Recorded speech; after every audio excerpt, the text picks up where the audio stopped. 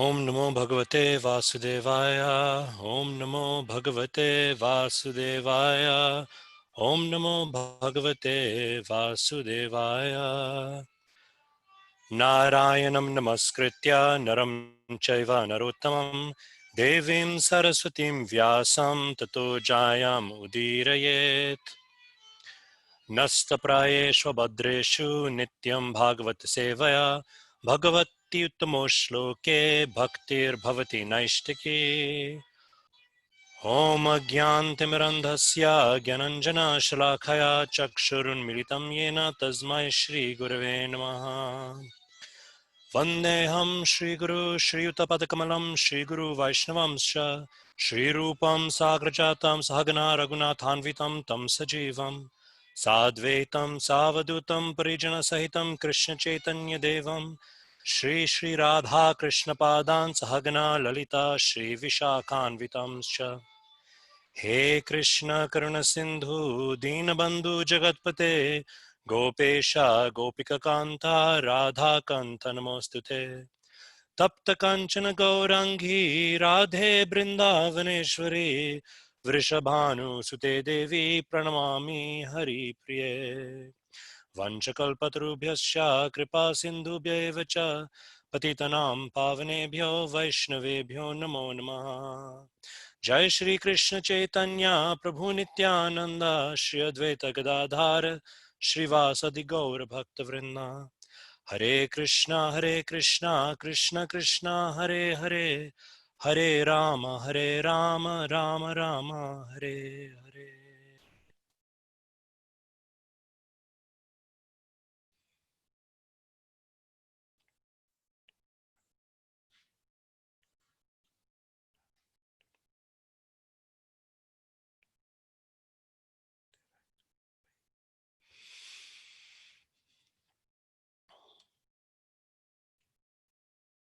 Hare Krishna. So thank you again for joining us. Today we're looking at one of the Srimad Bhagavatam's, I would say, most charming, in some ways most tragic, and perhaps seeing it from another angle of vision, one of the most challenging stories in the Bhagavatam. And this is the story of Bharat Maharaj, King Bharat. King Bharat was such a great king that eventually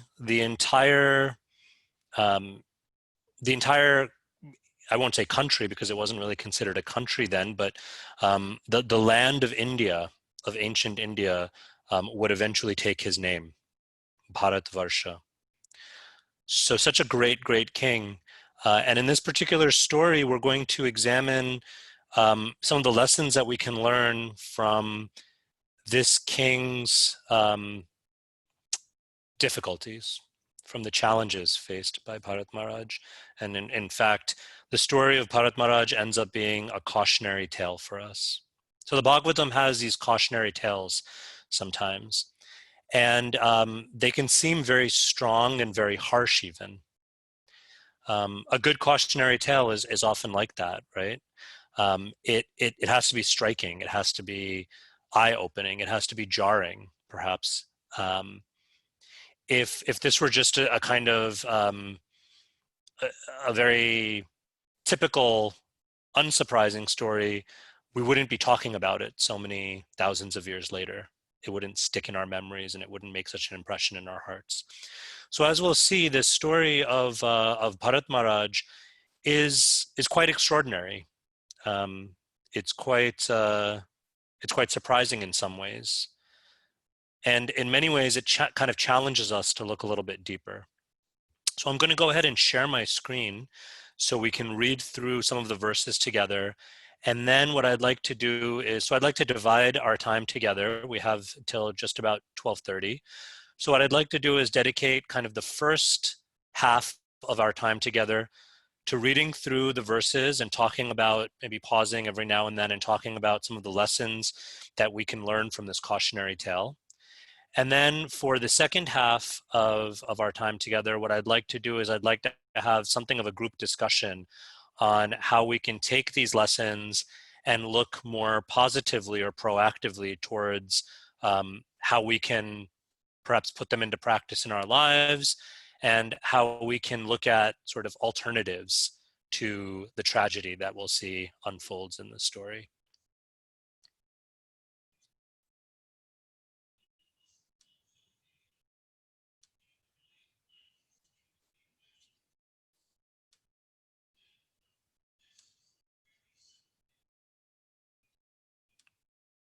Okay, so hopefully everyone can see the screen okay. So we're looking at chapter 8 of Canto 5.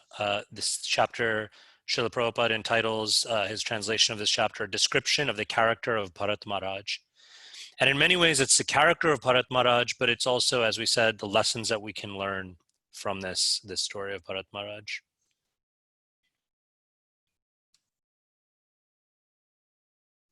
So I'm just going to adjust my screen a little bit so it's a little bit easier to read.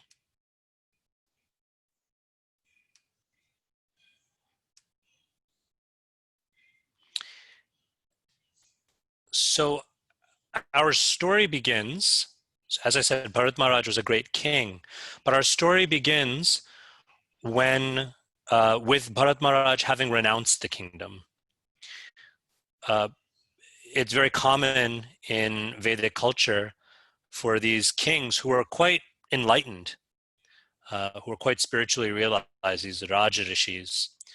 So these Raja Rishis or Rajarsis, what they would do is, at a certain point, they would recognize that I've been in this position for a long time. I've established the kind of principles and I've established a peaceful, just kingdom.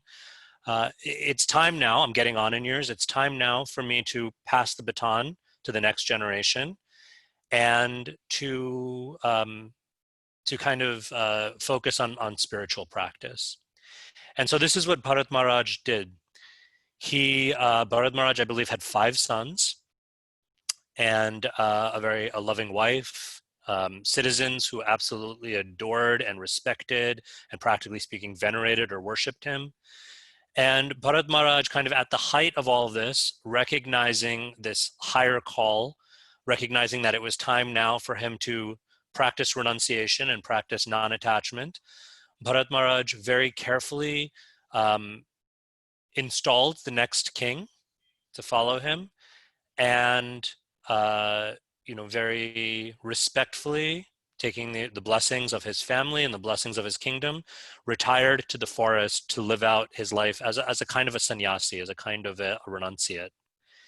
And so our story finds us at the beginning with Maharaj Bharat engaging in his meditation in this really kind of sacred place, the Gandaki River. The Gandaki River is a very sacred river where these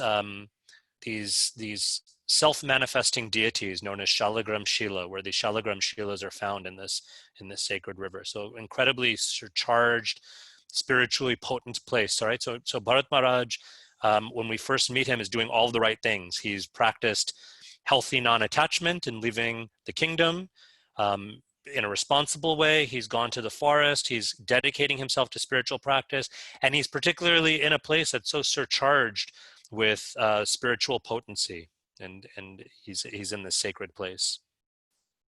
So I'll just read some of these verses, and then we can pause and have some discussion or reflect on some of the lessons. Sri Shukadev Goswami continued, "My dear king, one day after finishing his morning duties, evacuating, urinating, bathing, and so on, right, his morning ablutions, Maharaj Bharat sat down on the bank of the river Gandaki for a few minutes and began chanting his mantra beginning with Omkar. O king, while Bharat Maharaj was sitting on the bank of that river, a doe, being very thirsty, came there to drink.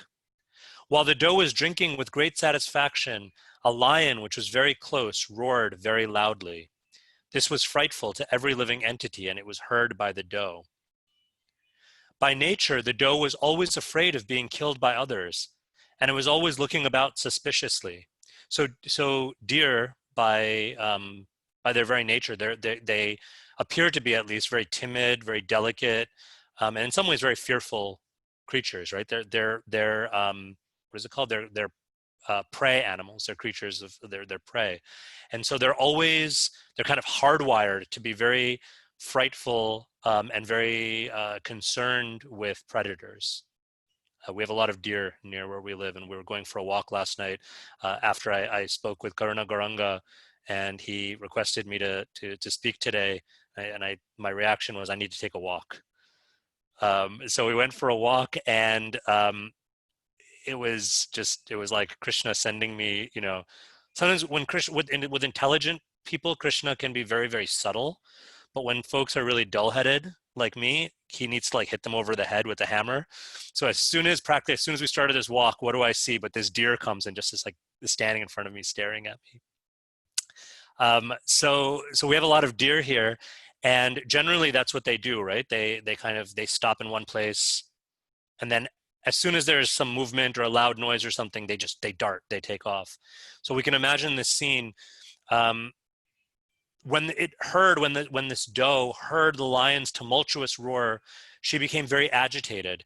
Looking here and there with disturbed eyes, the doe, although it had not fully satisfied itself by drinking water, suddenly leapt across the river. The doe was pregnant. So deer by nature, we think of them, right? We're using them as these very delicate, vulnerable creatures. And this doe is even more vulnerable because the doe was pregnant. So the doe was pregnant, and when it jumped out of fear, the baby deer fell from its womb into the flowing waters of the river. Right? So this doe has this kind of miscarriage born of fear, and the baby, the fawn, falls from the mother's womb. Being separated from its flock and distressed by its miscarriage, the black doe, having crossed the river, which was very much distressed. Indeed, it fell down in a cave and died immediately. So the first tragedy is the mother doe dies. But now our story really, really takes off. The great king Bharata, while sitting on the bank of the river, saw the small deer, the fawn, bereft of its mother, floating down the river. Seeing this, he felt great compassion. Like a sincere friend, he lifted the infant deer from the waves, and knowing it to be motherless, brought it to his ashram. So let's pause here just for a moment, just for a very quick pause, because those of us who are familiar with this story, and even if you're not familiar with the story, if you see where this is going, it's not going in a good place. But at this point, at least, I want to just make the point, or I want to put out there, and maybe we can have some conversation about it a little bit later. But at this point, we don't necessarily have a problem. At this point, Bharat Maharaj, we're told in this verse that he feels great compassion. So Bharat Maharaj, one of his characteristics, one of his qualities is his compassion. And so he feels great compassion, and he rescues this fawn who is in this really precarious position, right? This is like a newborn. I don't know much about deer, but I can imagine that they're very weak. And so this kind of weak, bewildered fawn that is orphaned, that is motherless, is floating down this river. And so in great compassion, Bharat Maharaj rescues the fawn. That itself is not necessarily a problem, right? And in fact, I would even go as far as to say, understanding what we do in the larger scope of what the Bhagavatam tells us about the qualities of bhakti, that this is not only is it not a problem, but it's actually something quite admirable. That what Bharat Maharaj is doing at this point is something quite admirable, and something that we might aspire towards. Like may we be so compassionate that when we see someone suffering, that our impulse is to move out of our comfort zone to address that suffering, right? This is not necessarily in the text, but we can reflect that at this point, that compassion is a wonderful thing. But again, if you know where this story is going, if you're familiar with the story, this is from this point on, the story is going to take quite a sad turn. And so, in one sense, I think what the Bhagavatam might be suggesting to us is even something that's quite admirable, that's quite virtuous, initially, can, if we're not careful, take us in a different direction. And so when I say that the story is a cautionary tale, we can reflect that in some ways, it's precisely because we start from a place of compassion that the lesson is such a striking one, right? It's because this quality that's so noble ends up leading Maharaj Bharat astray, that it's like a wake-up call to us to be so vigilant in our spiritual practice that even something that's initially so good can end up leading us down a path that we would never have dreamt of. And this is what happens with Maharaj Bharat. Gradually, Maharaj Bharat became very affectionate toward the deer. He began to raise it and maintain it by giving it grass. He was always careful to protect it from the attacks of tigers and other animals. When it itched, he petted it, and in this way he always tried to keep it in a comfortable condition. He sometimes kissed it out of love. And being attached to raising the deer, Maharaj Bharat forgot the rules and regulations for the advancement of spiritual life. This idea of rules and regulations here, this is a translation for vidhi. Vidhi is like it's the rules and regulations. It's the protocol, the guidelines, the framework for one's spiritual practice. And here Maharaj Bharat, he begins to forget this. He gradually forgot to worship the Supreme Personality of Godhead. After a few days, he forgot everything about his spiritual advancement. So now we can look at the contrast in these two verses, right?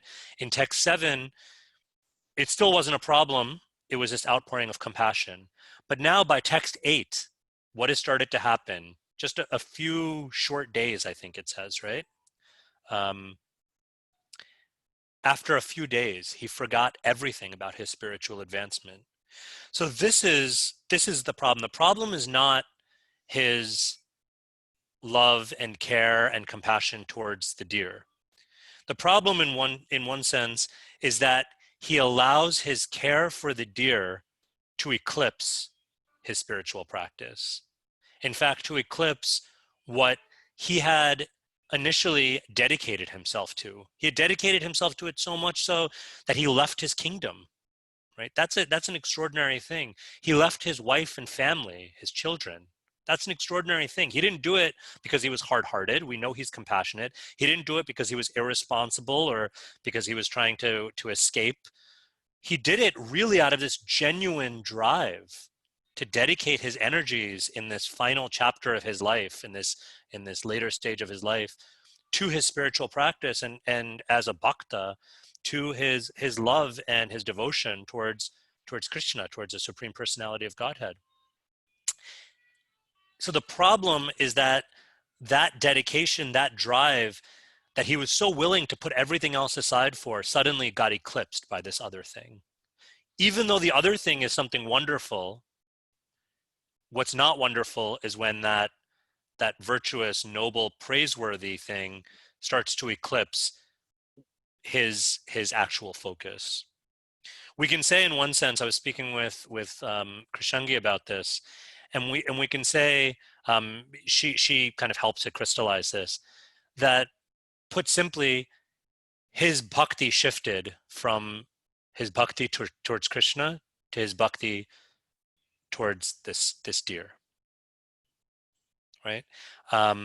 He lost the focus, so to speak. And that is really what the problem is. That is the kind of the beginning of the end for Bharat Maharaj. The great king Maharaj Bharat began to think. So this is kind of like we get a glimpse into his sort of inner monologue. Alas, this helpless young deer, by the force of time, an agent of the Supreme Personality of Godhead, has now lost its relatives and friends and has taken shelter of me. It does not know anyone but me, as I have become its father, mother, brother, and relatives. This deer is thinking in this way, and it has full faith in me. It does not know anyone but me. Therefore, I should not be envious and think that for the deer, my own welfare will be destroyed. I should certainly raise, protect, gratify, and fondle it. When it has taken shelter with me, how can I neglect it?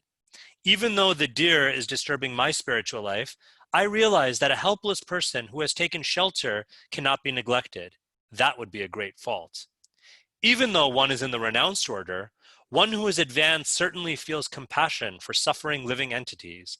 One should certainly neglect his own personal interests, although they may be very important, to protect one who has surrendered. So let's pause there. Well, we can read one more and then we'll pause. Due to attachment for the deer, Maharaj Bharat lay down with it, walked around with it, bathed with it, and even ate with it. Thus his heart became bound to the deer in affection. Okay, let's pause, and I'm curious, what is there something that jumps out at you, particularly from that text 9 and from my somewhat intentional, strategic reading of that? I was a little bit sneaky in my inflections, but does anyone can anyone share, maybe unmute yourself, and what's something that strikes you from that thought process that Maharaj Bharat, that the Bhagavatam is sharing of Maharaj Bharat?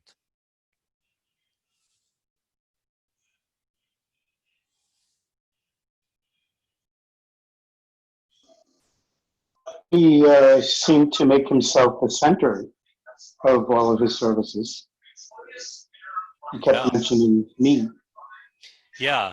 Now I cheated a little bit, right? I inflected it. You made it obvious. I made it a little obvious, right? But even without that inflection, even without the kind of the verbal italics that I gave it, if you look at that verse, right, there's a lot of I and me. And if we think about what drove, or what was the sort of the mood in which Maharaj Bharat left the kingdom and moved to the forest and engaged himself in the spiritual practice, in one sense, it was to more intentionally lean away from the I, me, and mine, right? As the king, he had a responsibility, a duty to perform, but we can also imagine that's a position where it really is all about you. In some ways, you are really the center of attention. And Maharaj Bharat so wisely and so graciously and so in such an amazing way decenters himself to go and focus his energy and center who or what? To center Krishna, to center his spiritual connection with Krishna. And yet, starting again from this really kind of very virtuous place of compassion, he starts to shift back into this consciousness, or even forget back, he starts to shift, probably more so even than when he was sitting on the throne, into this consciousness of it's about me. It's about this deer is my responsibility. I am the one who's going to save it, right? That's I think a kind of a note of caution for us too. That even in the name of our spiritual practices, sometimes it can become about me and my, right? This is my service. Yes, it's wonderful to be very connected to our seva, but very subtly and insidiously, that attachment, so to speak, to seva can become an attachment to that role that we play. I know sometimes my Guru Maharaj, Radhanath Swami, he likes to make this point that we can test if we are we attached to Krishna and to bhakti, or are we attached to our particular role in the particular facility that service has given us.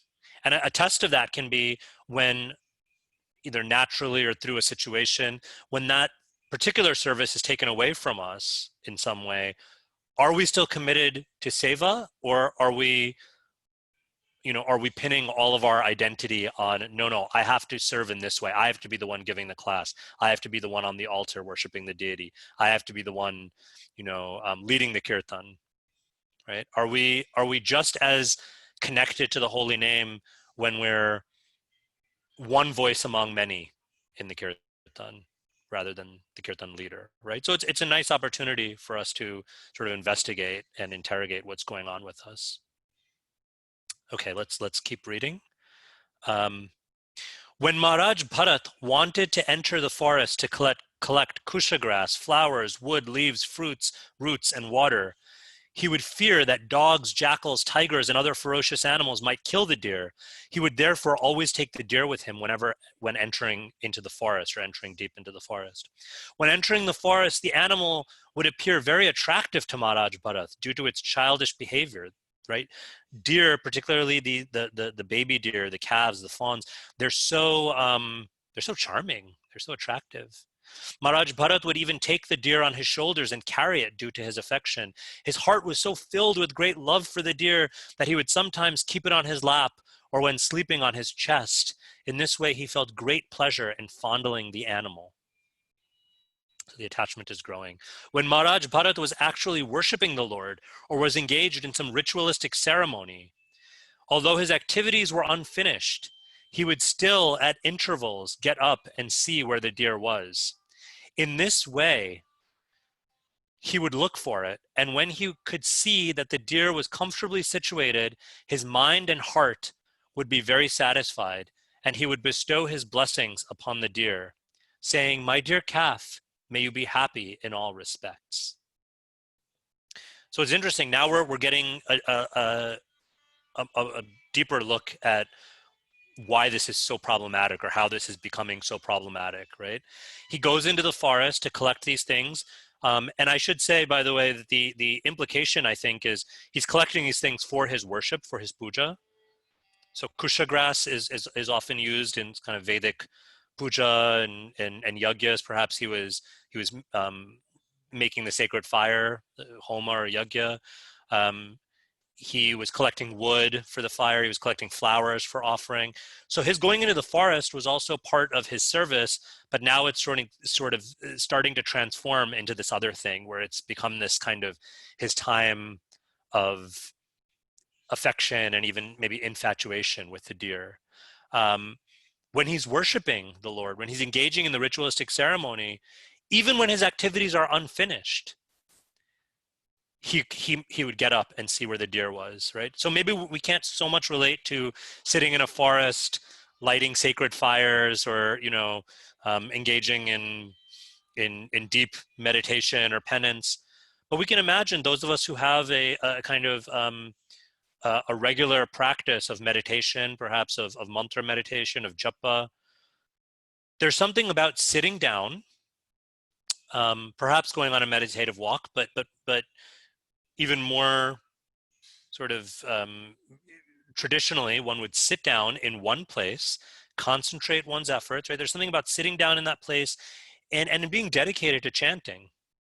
So now imagine we're chanting our rounds, we're chanting on the mala, and in the middle of the round, we get up because we think of something. Oh, I have to go take care of this. I have to go do that, right?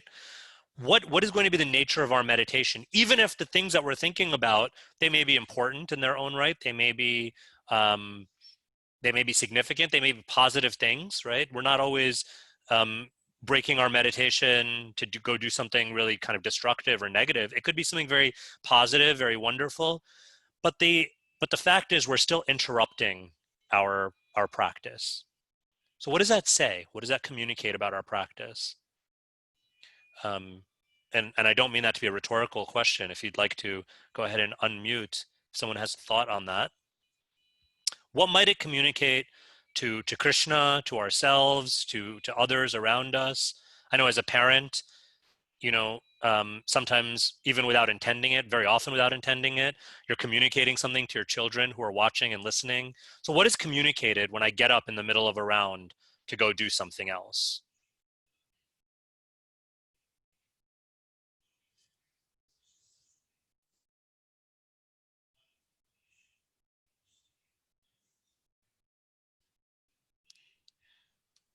Distraction, a lack of So I heard distraction and then the second part cut out. Can you repeat that?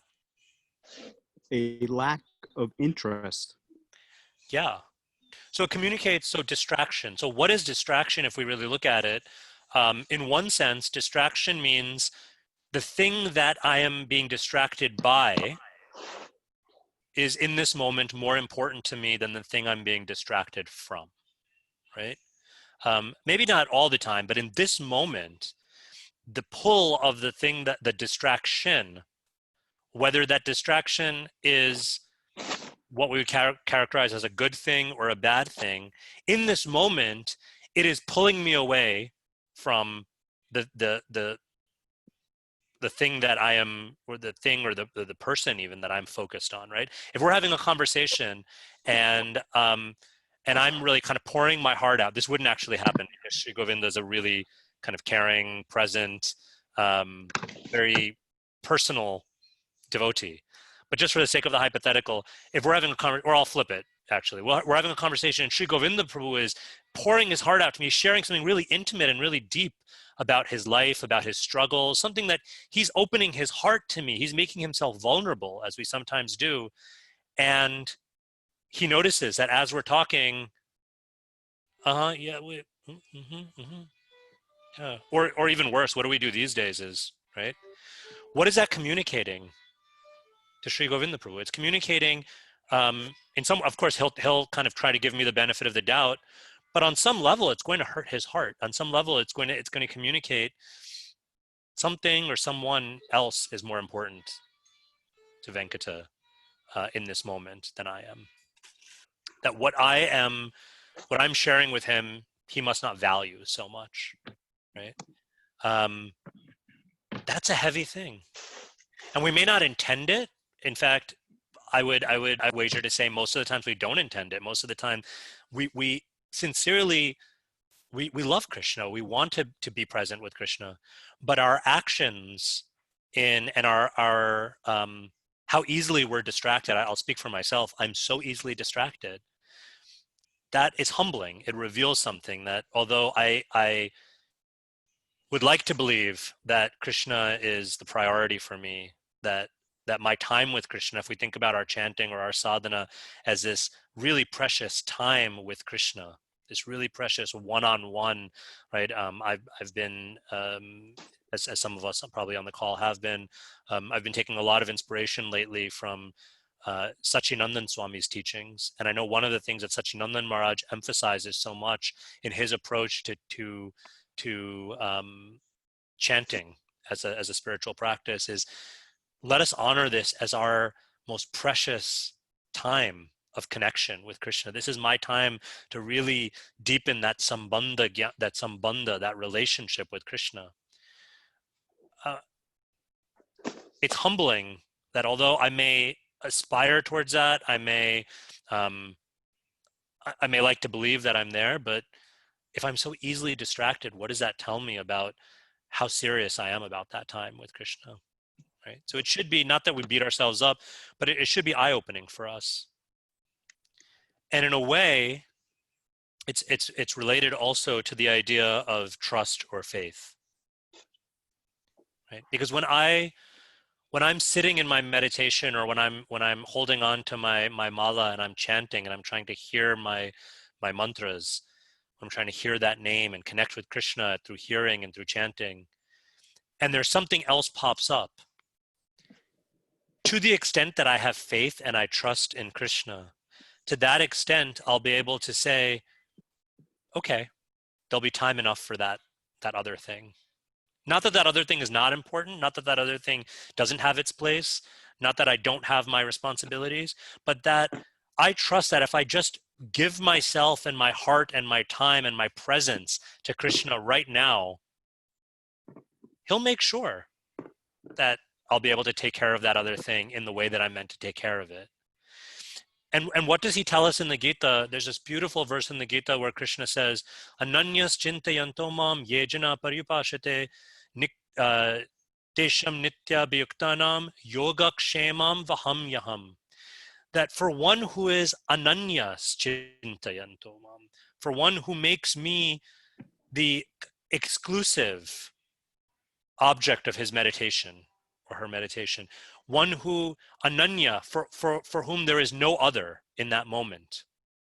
For such a devotee, I'm so connected to such a devotee that I will personally and the commentators explain in their commentary on this verse that this is Krishna saying, not that in some generic sense through the workings of karma or the mystical movement of destiny or time. No, I personally, as the dearest friend and well-wisher of my devotee, I personally maintain what they have, protect what they have, and I make up the shortfall for what they lack. That's faith, or that requires faith. So when I'm dedicated to my practice in a way that I recognize the other thing, the anya, but I commit to my practice is ananya chinta, that I'm concentrating my energy because I know, I believe in the core of my heart, I believe Krishna when he says he protects what I have and he carries what I lack, right? That's a statement of faith that communicates to Krishna, Krishna, I trust you. When you say, when you say, I've got your back, I believe it, right? And to the extent that we're easily distracted, to that extent, again, not that we beat ourselves up, but we've got some work to do as far as building up that trust and that faith. Any questions or comments or reflections on that point before we move on?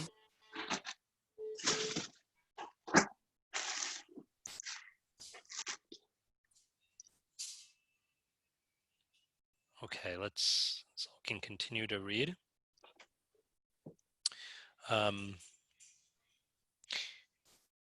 If Bharat Maharaj sometimes could not see the deer, his mind would be very agitated.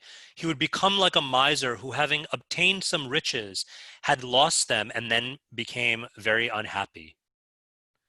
When the deer was gone, he would be filled with anxiety and would lament due to separation. Thus he would become illusioned and speak as follows.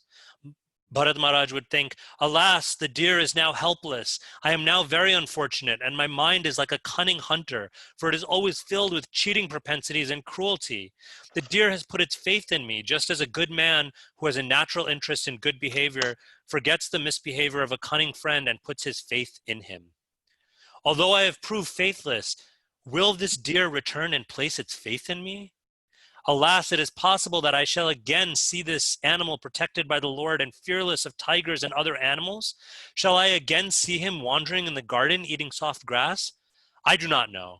But the deer might have been eaten by a wolf or a dog or the boars that flock together or the tiger who travels alone. Alas, when the sun rises, all auspicious things begin. Unfortunately, they have not begun for me. The sun god is the Vedas personified, but I am bereft of all Vedic principles. Of course, the Bhagavatam is so beautiful that even when someone is kind of like losing it, so to speak, like we would say freaking out or losing it, they do it in this beautiful Sanskrit poetry. So he's reciting these verses that are such beautiful poetry, actually. I wish I had the poetic chops and the time to be able to like recite or try to sing the Sanskrit here. What a beautiful way of saying this. The sun god is the Vedas personified, but I am bereft of all Vedic principles. In other words, what he's saying is the sun rises and I am so unfortunate that even when the sun rises, I'm plagued in darkness. Right? This is like, wow, this is heartfelt and heartbreaking poetry of love, but the sort of the absurdity of it in one sense is that it's all being directed at this time when he's supposed to be really focusing his devotion and directing these transcendental emotions towards Krishna. He's directing them towards this fawn. The sun god is now setting, yet the poor animal who trusted in me, mother died, has not returned. Right. So from the rising of the sun to the setting of the sun, it's all darkness for Maharaj Bharat because of his separation. Now the interesting thing is these emotions of deep love and even attachment, and then the pain, the agony of separation. We see this again and again in the great texts of particularly that teach us bhakti. You see it in the Bhagavatam over and over again. There's this theme right from the first canto. It's there in Queen Kunti's prayers to Krishna. It's there in this really beautiful, heartfelt anguish of Arjuna and Yudhishthir on the disappearance of Krishna. It's there throughout the Bhagavatam. It's there in the Ramayana. It's there in the Mahabharata. These themes of attachment to Krishna and the deep pain of separation from Krishna, vipralambha bhav. This vipralambha is this, especially in our tradition, this was exemplified by Sri Chaitanya Mahaprabhu, who spent the last period of his life diving deep into this mood and teaching this mood to his followers through his own example, through his words. If we look at even the last verses of the Shikshastakam, they're saturated in this mood of vipralambha bhav. Chaitanya Mahaprabhu stayed in a place in Jagannath Puri. Maybe some of you, I've never been to Puri, but maybe some of you have been there, where he resided in this very simple dwelling called the Gambhira, which is also this mood of kind of grave, kind of somber separation. And he resided there in this mood of vipralambha and Gambhira, and just meditated on this love in separation from Krishna. So in our tradition, as Chaitanya Vaishnavas, as aspiring followers of Chaitanya Mahaprabhu and his followers of the six Goswamis of Vrindavan, they were all imbued in this mood. The six Goswamis of Vrindavan, they would run around the forests of Vrindavan and call out with tears streaming down their faces, call out, "Where is Krishna? Where is Krishna?" They weren't thinking, "I have Krishna," as much as they were meditating on this mood of separation of, "Where is Krishna? Krishna, where are you? You've left me. I can't even keep my body and breath together in your absence," right? And they experience this divine madness. But here, Bharat Maharaj, the tragedy is, he could have done that. Bharat Maharaj was actually at the stage of his spiritual advancement where he was just on the sort of the precipice of where the six Goswamis were and what Chaitanya Mahaprabhu was teaching in his own example. But instead, he channeled all of that energy of vipralambha towards his deer. Okay, let's go on. We'll jump around a little bit in the interest of time. So Bharat Maharaj is thinking in this way, and so he's thinking to himself, he's remembering, he says, "When I placed all the sacrificial ingredients on the kusha grass, the deer, when playing, would touch the grass with its teeth and pollute it." So in Vedic ritual, items that are considered kind of sacred, right? If an animal comes and touches, particularly with the mouth, right? That's considered unclean. It's considered ritually impure. And Maharaj Bharat knows this, but now just see the extent of his attachment to the deer is he's seeing that as a very charming, very wonderful memory. When I chastise the deer by pushing it away, it would immediately become fearful and sit down motionless, exactly as the son of a saintly person. Thus it would stop its play. After speaking like a madman in this way, right? As we were talking about, this vipralambha bhav makes one kind of mad. Maharaj Bharat got up and went outside. Seeing the footprints of the deer on the ground, he praised the footprints out of love. Later in the Bhagavatam, the gopis are going to praise the footprints of Krishna. They're going to search for and practically worship the footprints of Krishna. Here, Maharaj Bharat is doing it to this deer. And he's saying, "Oh, unfortunate Bharat," he's speaking about himself, "Oh, unfortunate Bharat, your austerities and penances are very insignificant compared to the penance and austerity undergone by this earth planet. Due to the earth's severe penances, the footprints of this deer, which are small, beautiful, and most auspicious and soft, are imprinted on the surface of the fortunate planet." I'm so unfortunate, he's saying, that I'm bereft of the association of this deer. The earth is more fortunate than me because she at least has the footprints of the deer. This series of footprints show a person like me who am bereaved due to loss of the deer, how the animal has passed through the forest and how I can regain my lost wealth. By these footprints, this land has become a proper place for brahmanas who desire heavenly planets or liberation to execute sacrifices to the demigods. So he continues to speak like this.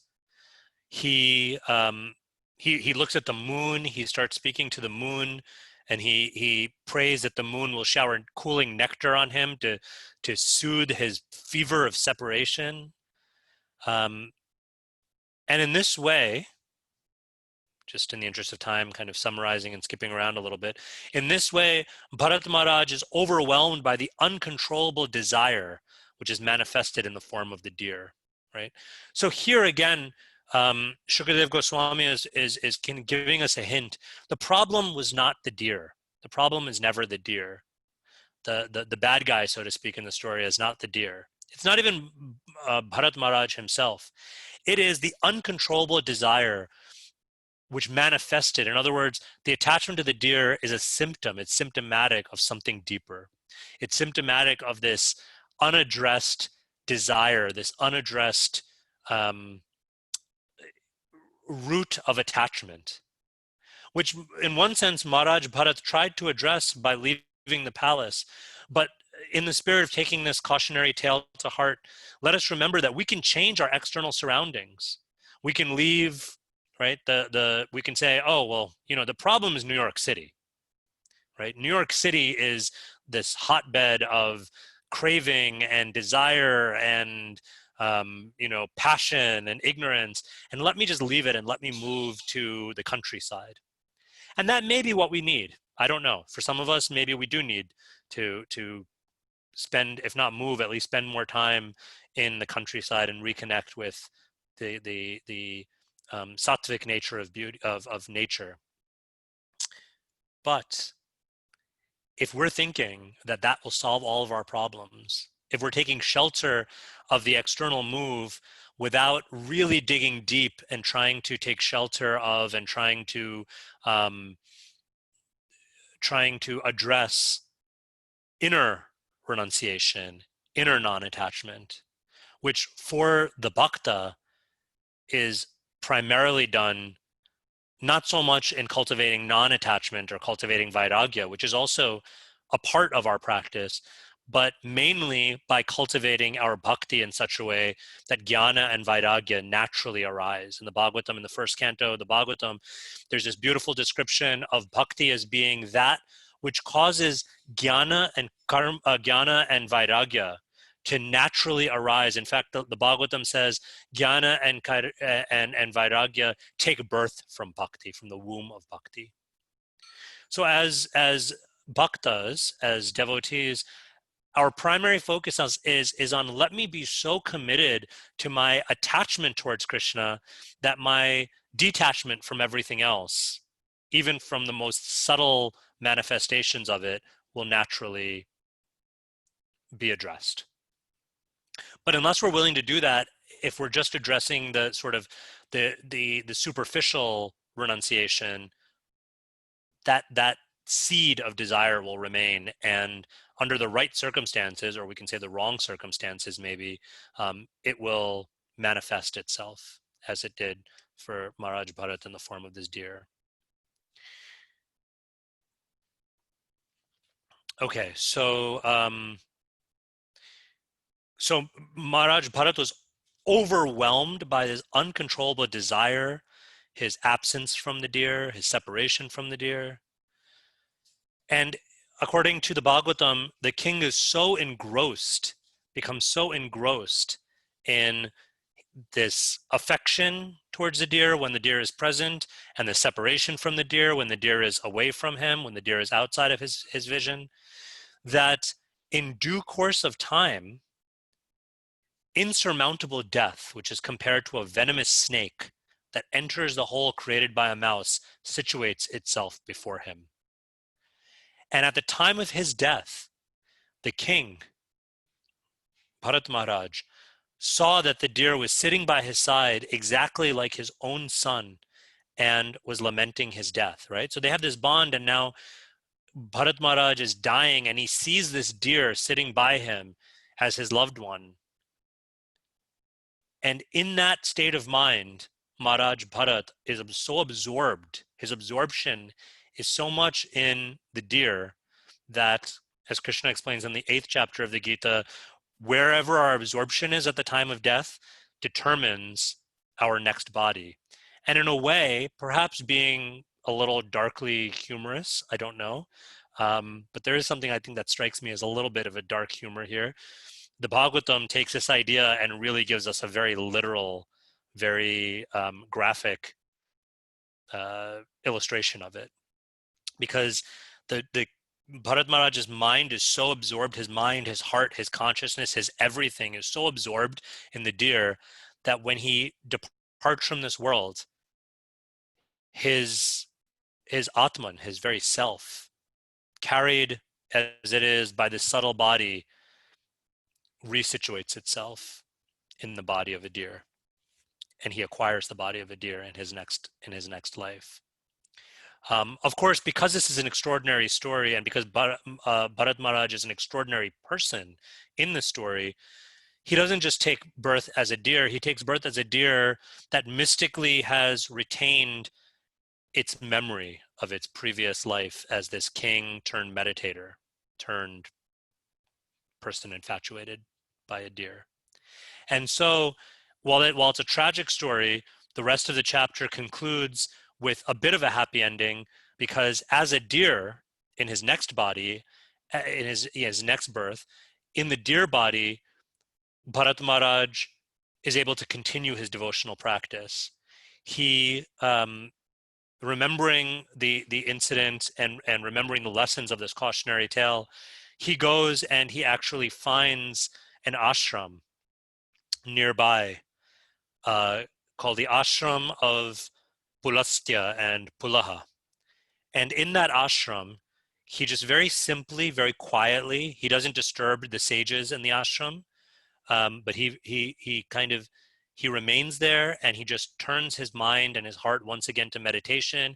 He overhears the Hari Katha, the Krishna Katha of the sages at this ashram. He eats some dry leaves. He lives this very simple life. He connects with Paramatma, with Super Soul within, and in that holy place, he gives up his body. And in the next chapter, the Bhagavatam goes on to talk about his final birth, which is as Jad Bharat, as this wandering kind of divine madman who is completely renounced from everything and who is completely attached to Krishna and to Paramatma within the heart. But that's in the next chapter. But this chapter concludes with, again, the happy ending of Bharat Maharaj in the body of the deer, but this real caution to us about absorption.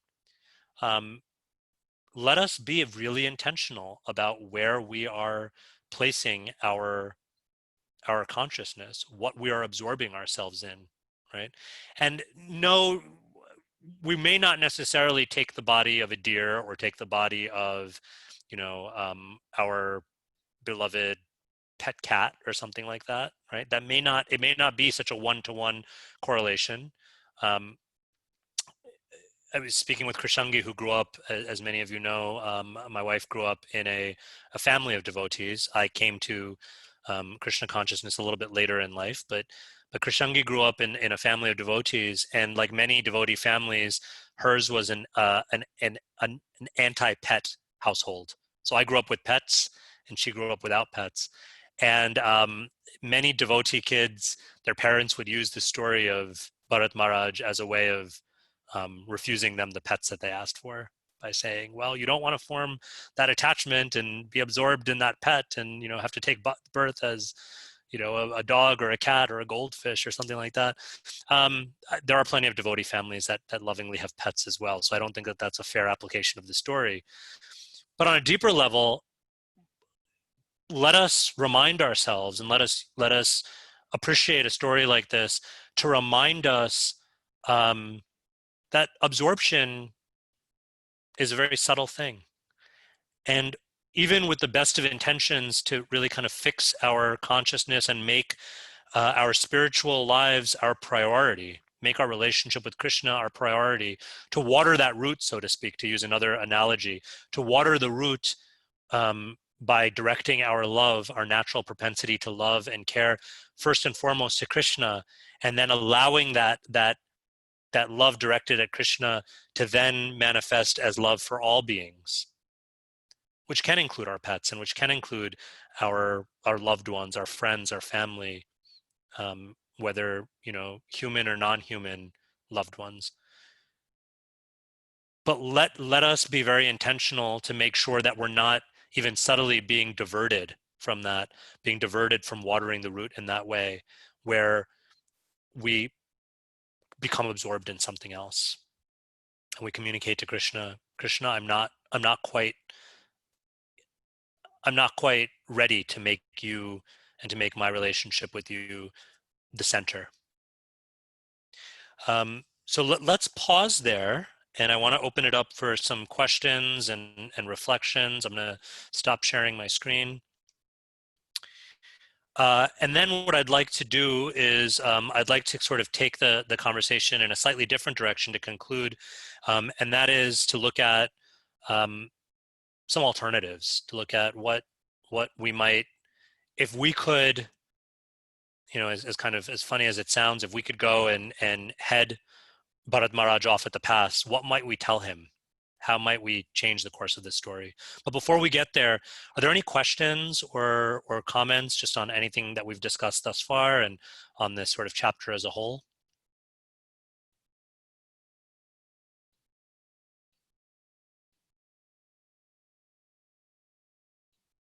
Shri Govinda Prabhu, please go ahead and unmute yourself.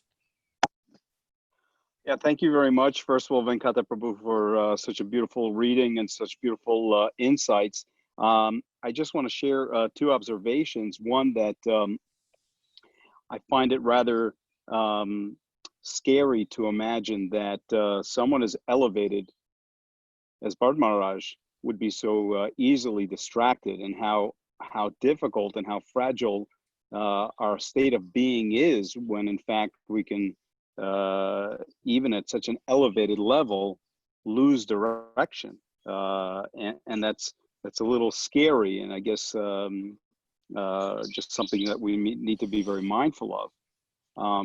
And then the other observation, and I appreciate, by the way, your comment about how easily we could be distracted by these devices today. And oddly enough, I think if there is any silver lining in this COVID-19, is that we have all been fortunate as devotees to have access to such nectar that's been flowing through all the various channels that thankfully, I guess, are keeping us better focused rather than distracted in these times. But the other thing that confuses me a bit is that, we often speak of the fact that we have the good fortune to have taken birth in this human form, and that unlike animals, we have this discernment and this ability to awaken and our Krishna consciousness. Yet in this story, it seems rather reversed, where here King Bharat has this human form and it goes dormant, and only when he is born again in the body of an animal does it reawaken. And that to me is a little confusing, because I would have assumed that in animal form one would not have such an awareness, and yet here now is as a deer. And the only other thing that comes to mind is that, gratefully, any evolution we make in our Krishna consciousness is not lost, as we're taught. So it is carried with us, but I would not have thought carried with us into a form other than a human body, where here it is carried into the deer form. So that's just the only part that to me is a little confusing. So turn it back to you, and thank you again. Yeah, thank you. Thank you. Three really great observations, and very much resonating with me. The first thing that you mentioned, the idea of this is scary, and I'm so grateful to you for bringing this up, because I had intended to and then I forgot to. But Yeah, I think there's something about this that, and Krishnanga and I were talking about this last night as well. There's something about this that is intentionally scary, and fear has its place. It's not the mood that we typically really prioritize in bhakti. It's not the one that we like to sort of reflect on too much in bhakti. But it is also a part of our spiritual practice, and kind of to have a healthy sense of fear. There's a story and an anecdote that Srila Prabhupada was believed to have said that if my disciples have one fault, it is that they are not afraid enough of Maya. Right. And I took that to mean not necessarily afraid in the sense of like, oh, I need to, like I need to hide from, and not to like demonize Maya. After all, Maya is also Krishna's energy, but afraid in the sense of it should humble us a little bit. Like there is danger. There's real danger. I have a lot of dear friends who are part of the recovery world, and folks in recovery, they know this quite well, that the second you sort of you think like, oh, I've got this, I'm okay now, right? This is part of the reason why, like folks will talk about being um, clean clean and sober for like decades, for 30 years, 40 years, but they'll still talk about themselves as, I'm an alcoholic, I'm a recovering alcoholic, but I'm an alcoholic, right? There's something about recognizing that sort of like, I'm always one step away, not in a more morbid sense, but I think in that sense of like, yeah, like let me never fall into the sort of the trap of thinking like, oh, I got this now, I'm safe. And then to it's kind of this other observation about uh, uh, that kind of how unusual it is that he goes from the human to the animal. And we see this in at least one other place in Bhagavatam. So let's play a little Bhagavat-Sravana Trivial Pursuit. So does anyone know of at least one other instance in the Bhagavatam where similarly one goes from human being to animal, and in the animal form actually has the sort of the deeper experience of taking shelter of Krishna? Should I hum the Jeopardy theme music? No. Does anyone know? Maybe there are more, but I'm thinking of one in particular that kind of jumps out at me.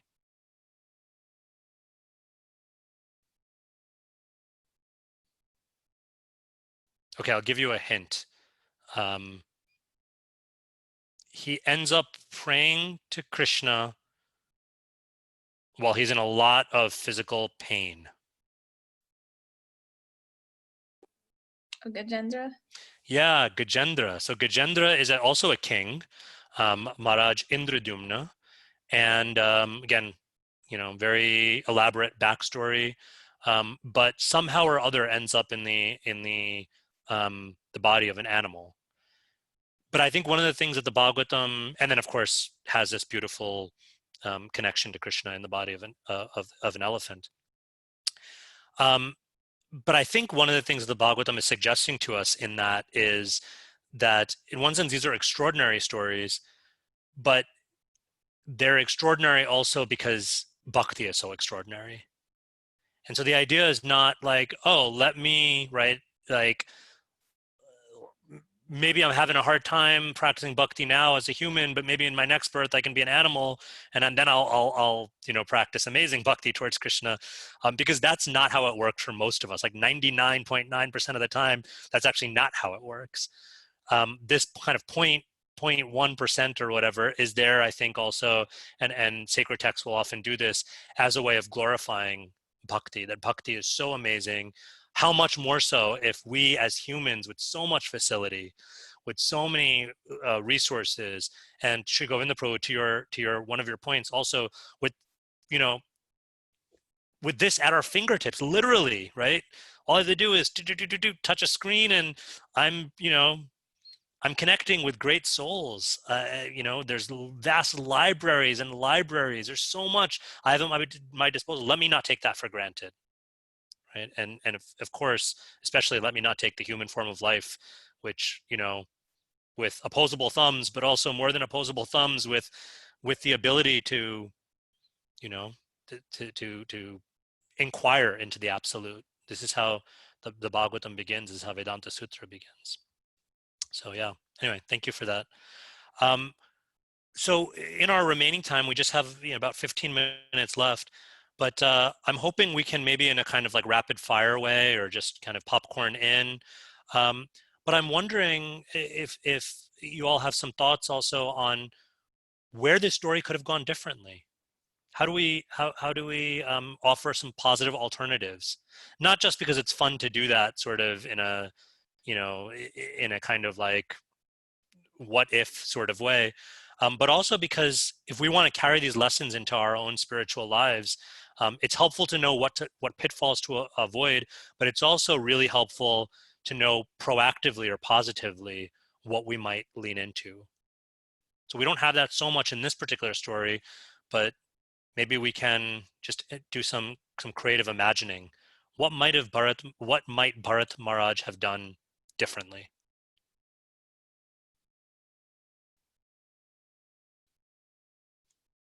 Ipshita, please.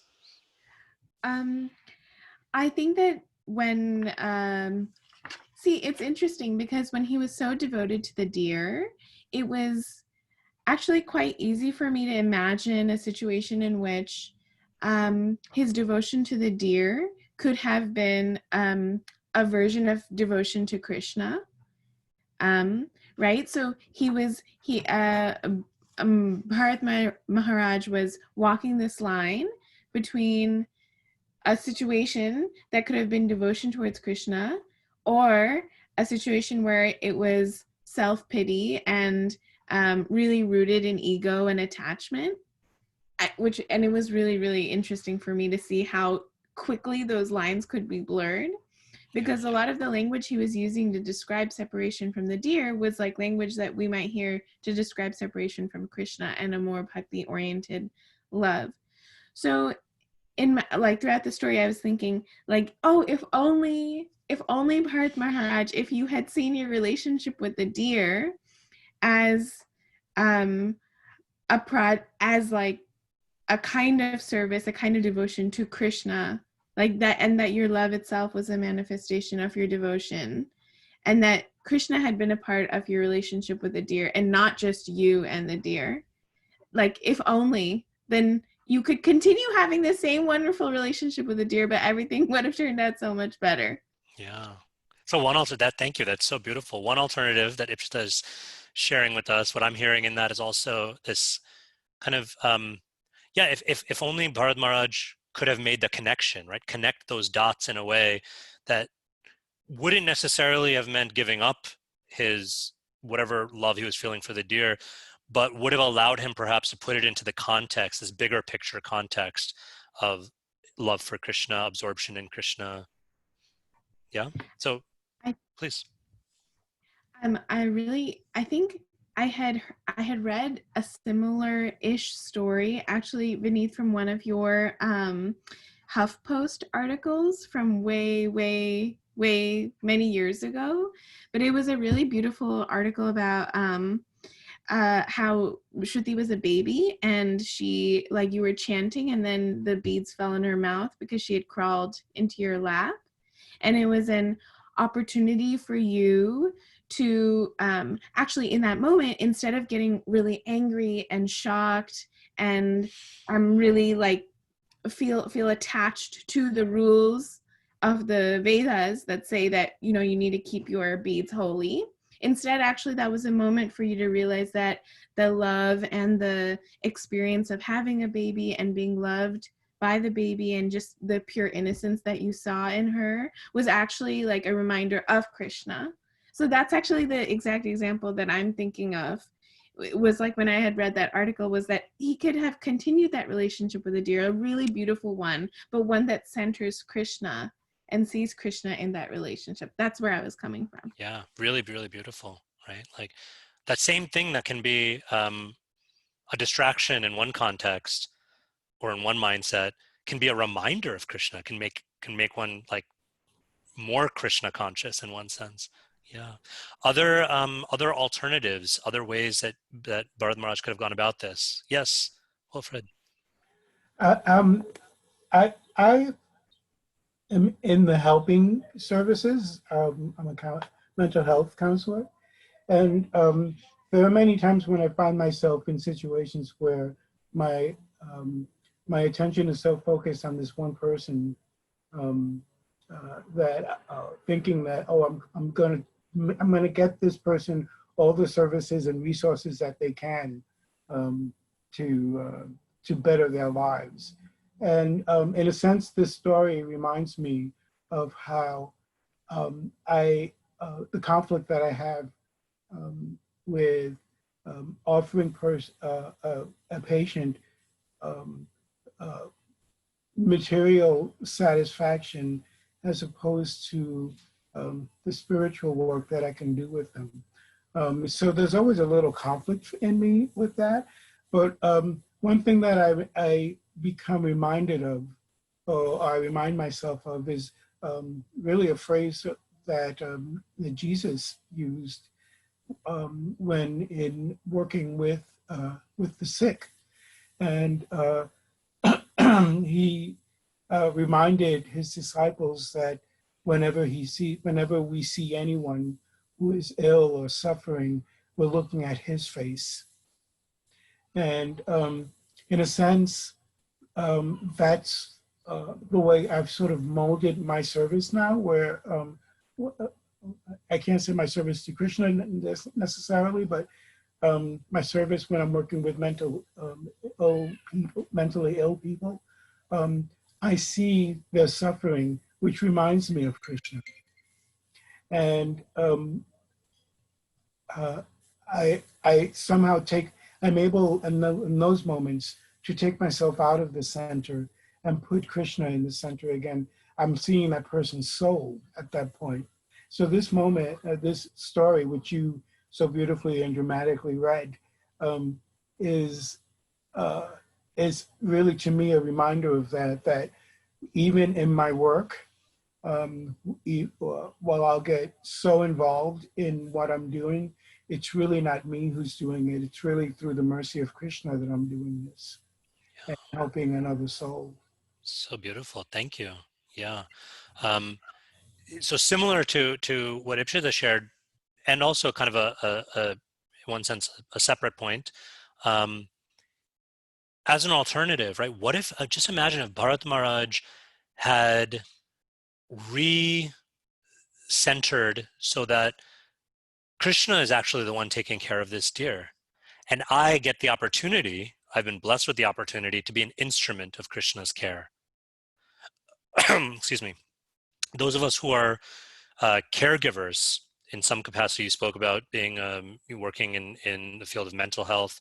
I work in chaplaincy, and so while kind of a slightly different approach, but also very much considering ourselves caregivers, there's been a movement, and I've been also trying to do this in my own personal approach to the work that I do, to shift from caregiver to instrument of care, right? Where it's not even my care, it's Krishna's care, and let me be an instrument so that it can flow through me in the way that Krishna wants it to flow through me in this moment, and that Krishna will also allow to flow through others. That feels and I think is very energetically different than this mindset that we see in some of these verses here of I am the caregiver, I am the doer, I am the savior even, right? Because we can quickly go into this savior mentality. In fact, one of the words for ego in Sanskrit is ahankar, which literally translated is I am the doer. So when Bharat Maharaj thinks like, I am this deer's caretaker, in one sense, there's already that tinge of the ahankar. Krishangi, I don't know if you're able to unmute right now, but Krishangi shared something with me earlier that I think was also just like really, oh yeah, here you are. Would you mind just sharing that point about what Maharaj Bharat might have done as far as even finding someone else? Yeah, I was thinking another alternative to the story of something he could have done is initially care for it, whatever emergency is needed, and then bring the deer to someone in town or to someone who it would be more appropriate for them to care for it, like they have the means, they have other people, or they have the resources to care for it as well. Yeah. And then that way he could feel like he did his duty by making sure the deer is taken care of. Yeah. Yeah. And I think I'm really struck by this idea. Thank you for sharing that. I'm really struck by this idea of to be able to do what you can, particularly in a kind of an emergency mode type of thing. So in the beginning of this story, there's a situation where one gets the sense perhaps that Bharat Maharaj, if he hadn't taken action, maybe this deer, this fawn wouldn't have made it. But then to recognize, like, okay, I've done my part. Now it's time to hand over, to pass the deer over to someone or to others for whom care of the deer is their appropriate responsibility at this moment in time, right? And this is, it may seem a little harsh, but Bharat Maharaj is in that moment, in that stage in his life, in what was going on, Bharat Maharaj's occupation, his dharma, was really to focus on his spiritual practice in this kind of monastic setting. And it was someone else's dharma, arguably, to offer the deer the kind of hands-on care that it would have needed. To do that, I think, requires a lot of self-awareness, and one of my favorite words, discernment. To be able to recognize, like, I have done my part, but now for me to hold on and to be the caretaker, for me to be the person, for me to be in the center of this would no longer be appropriate. It's now venturing into that place of, this is someone else's role, this is someone else's dharma. Let me have the sort of the non-attachment and the really kind of humility in one sense to recognize that, and to wish this person, in this case, this person in the body of a deer, let me entrust them to where they can get the most care in the most appropriate way. And so Krishnanga and I spoke about that earlier, and one of the things I was reflecting on is that so many times, even in our spiritual lives, especially those of us who maybe are entrusted with the role of a teacher, that's a really difficult thing to do. If I'm being honest, like, if I have a student, my tendency is, I want that student to hear from me. I want that student to grow spiritually, but I want them to grow through me as their teacher. But what if what's best for that student is maybe to go and to start hearing from and learning from and associating with other practitioners, other devotees? Am I okay with that? Or do I start to manifest as kind of this possessiveness or this ego that no, they need to, right? So I think that's a really important lesson that we can draw from this. That's a powerful alternative, I think. Yeah, Sri Govinda Prabhu. I appreciate Krishangi's perspective in it, but it brings me pause to reflect also that on the one hand, we see a great king, as many kings and manus throughout the Bhagavatam are aware at a stage in life the need to pursue their spiritual life further and to cede the throne to their heirs. They're aware that at this point, the higher purpose that they have in the remainder of their human life is to focus on Krishna, to focus on their spiritual life, and they leave the throne. They go into tapasya, they go to the forest. So he has this awareness at the very beginning, as you cited it, yet in such a moment, he is confused by the attraction to the deer. And once again, the false ego takes hold and he puts himself in the center. So I guess, again, it's that that the lesson that they're always giving us is the need for us to quell this false ego and to stop thinking ourselves the center of anything. And I liked how you well put it, or as Maharaj perhaps gave you the perspective of, our service. Are we only happy to serve when we are the center of that attention and service? Are we only happy to be in kirtan when we lead the kirtan and not a part of the kirtan? And again, we're so fortunate to have these verses in Bhagavatam that give us such great lessons and insight. And hopefully we're ever reminded of this, because it's so easy to easily fall right back into that perspective of I am the doer, I am the center. Even for a great king who sees a throne and great wealth, suddenly he feels the doer and the maintainer, when he is none of that, but as you put it, a tool facilitating Krishna's will. So I appreciate Krishnangi's perspective. It brings further light to that. So thank you for that. Thank you. Yeah. Two final, just kind of closing observations, or maybe we can say alternatives, that I want to just put out there for us to think about. The first is that, in one sense, I'm struck by that. In one sense, Bharat Maharaj may have felt a connection to this deer. He may have felt even some affection and some responsibility for the deer. But one thing that he could have done was to draw tighter boundaries. One of the things that we read in the story is that it's not just that he has affection for the deer, but that he allows the affection for the deer to throw him off of prioritizing his practices.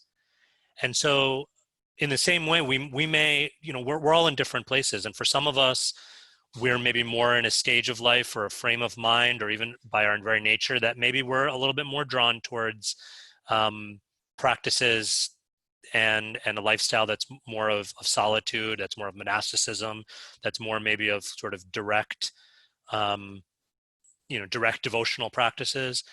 And for others, and I know I put myself in this category, it's still very much mixed in terms of our roles as husbands and wives and partners and parents and children and students and our employment, right? And there's a certain complexity to that. And I think that complexity is okay, but one lesson that we can draw from this is, as we attempt to navigate the complexity, let's take great pains, or let's put great emphasis on making sure we're drawing healthy boundaries, so that my spiritual time really is my spiritual time, and not in the name of, well, yes, bhakti should spill over into everything I do, but my time with Krishna is still my time with Krishna. My meditation practice is still my meditation practice. My discipline is still my discipline, right? So I think that's something that I just wanted to just kind of highlight or articulate. And then a final, perhaps, point of reflection. This is something that I heard from His Holiness Radhanath Swami as well, where Radhanath Maharaj points out that what is so much missing from Bharat Maharaj's practice is Sangha. If Bharat Maharaj had only had, and perhaps he did even have access to, but perhaps didn't take advantage of, other spiritual practitioners, others that could serve as guides, that could serve as reminders, even peers that could say that, right? Sometimes our peers, our god brothers and god sisters, our fellow bhaktas, can point out to us things that we may not necessarily see in ourselves, and not out of a place of judgment or condemnation or putting us down, but out of a place of concern, and very lovingly and kindly, they can say, hey, Mangal, like, I really appreciate this. I think you might be going a little too far out with this point. I think it's beautiful what you're doing, taking care, but do you think maybe it's time to take a step back? Or, Karuna, I think it's amazing that you feel inspired to be a part of, this social activism that's going on, and that you feel inspired to do that. Are you taking the time also? I'm a little concerned, because it seems like you're really, like, you seem like you almost maybe like close to burnout. Are you taking the time to kind of replenish and re-nourish yourself in your own spiritual, right? We do this to each other as friends. And in one sense, and I thought this is such like a brilliant insight of Maharaj's, that this was what was missing from the equation of Bharat Maharaj. That and one of the kind of the reasons that what we do together on these Sunday mornings, virtually, what we do together coming in person when we're able to, and that hopefully we will be able to do soon again at the Bhakti Center. It's yes, it is fulfilling a social need, but it's also being there for each other in that spiritual sense, being being those guardrails and those reminders, and being that sangha for one another. And so in that spirit, I want to thank you all for being that sangha for me and for my family, and for joining us on this blessed Sunday morning to reflect on these things. Thank you all so much. Grantaraj Srimad Bhagavatam ki jai. Srila Prabhupada ki jai. Gaur Premanandi. Okay. Hare Krishna, everyone. Thank you. Take care. Have a wonderful rest of your weekend and a great week ahead.